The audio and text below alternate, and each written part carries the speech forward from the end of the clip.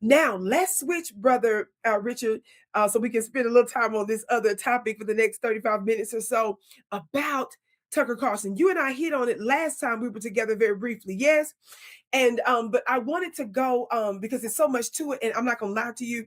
I have several different articles on it, but I have to keep it as short as possible. So what I'm gonna do is I'm gonna float several different balloons starting out, and of course jump in there anytime. Cut me off anytime. We flow how we flow, right? So we don't have to be, we know it's already always respect with us, even if we say, "Can I?" Let me just say this really quick. You ain't gonna hurt my feelings at all if you interject at any point. Yeah.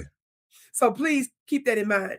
The reason I'm mentioning this, and at the end of the day, it's two major reasons why I want folks to look at Tucker Carlson. Let's do a double take. Why? This notion that he is a rebel, that he is all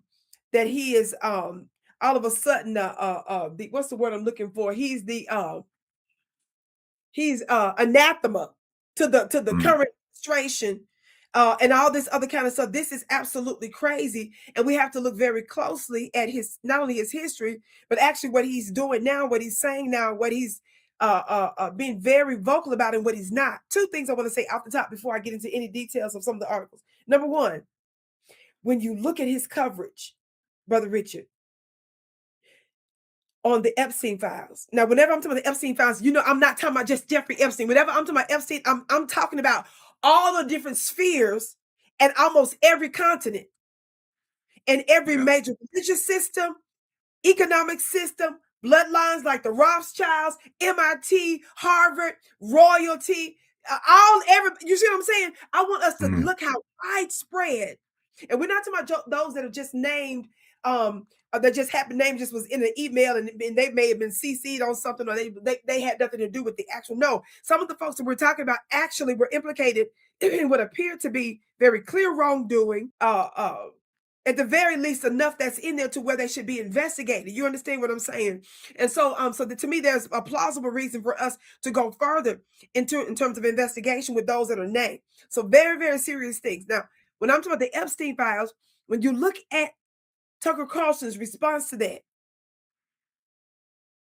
he was not outraged in his coverage about the most egregious satanic stuff that was coming from some of their buddies and their world leaders and all this stuff. His coverage, you didn't see him calling for them for capital punishment. You didn't see him demanding investigations of everybody. I don't care if they Democrats, Republicans, if it was who is it, the king, his brother and them, and all that mess he was involved in. He looked real closely, and none of that caused him to be outraged, Brother Richard. That's number one. Number two, you don't see him backtracking and trying to repair his decades-long career and the destruction that he's done against Black people in particular in the United States and around the world. And on top of that, yes, long before we start talking about the immigration stuff in recent years, that's gotten much, much worse, where they're getting tangibles to these people. They helping to push them through to get them houses, cars, and all that other kind of stuff. All the stuff that a lot of Black folks are mad about in America now because we can't get tangibles, so we're giving them to illegal migrants. You will see that before it became this big of an issue now, you see him setting the stage and beating that drum beat for a long time. You don't see Tucker trying to fix that. You don't see him talking and taking responsibility for all the stuff that he's done related to where we are today. So just keep that in mind when I'm talking about these other things. Yes.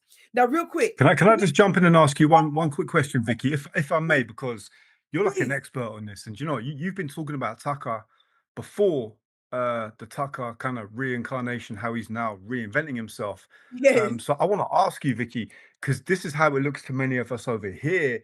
It looks as though Tucker is basically being repackaged as some kind of psyop to rescue white society and to really circumvent the crimes revealed in the Epstein files. And I say that because, Vicky, if Epstein and all the people in the Epstein files were Black, I really believe they'd have been arrested. They'd already been jailed. Yes. So I wanted to ask you, is it the case that, and there may be more to add to this, Tucker is there to as the kind of savior for the kind of white establishment. And also, you and I talked about this before, Vicky. Do you think it's the case that the Republicans are thinking, all right, we're probably going to lose the next election? I don't know, maybe, but Yeah. regardless, he's put there to kind of save the Republican sort of MAGA movement and to quell outrage over the Epstein files. I don't know, but he has this very reasonable way of speaking. You know what I mean? The wolves come in sheep's clothing. A very articulate. He's a very intelligent guy. So I don't know. Is that part of the role that you think he's fulfilling, Vicky?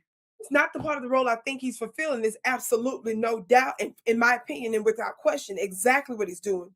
And when you said, what did you say? How he sounds reasonable? What did you say? The way he comes across? He's some of these suspected white supremacists, right? We Yes, got to do the housekeeping. Suspected, yes, they have this thing of coming across with very reasonable language that they yes. almost very polite, but like I say, a wolf in sheep's clothing. I'll never forgive Tucker for his years of racism.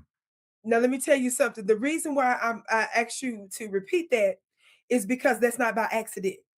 You understand? That is a skill, I believe, he learned very, very well from his father.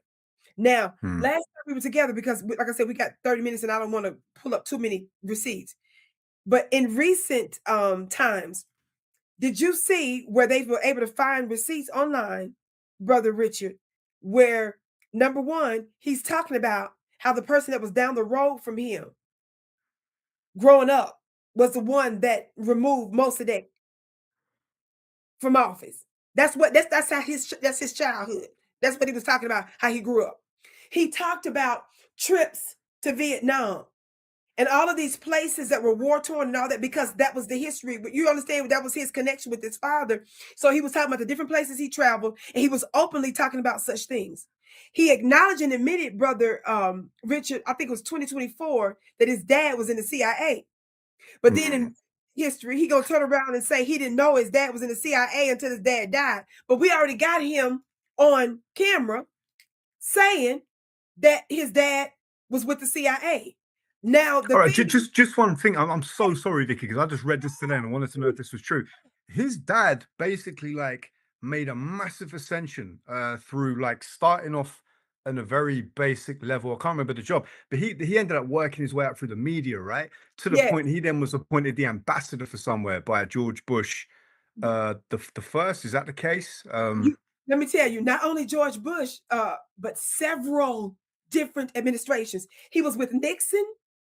He was with Bush, and I believe also Reagan.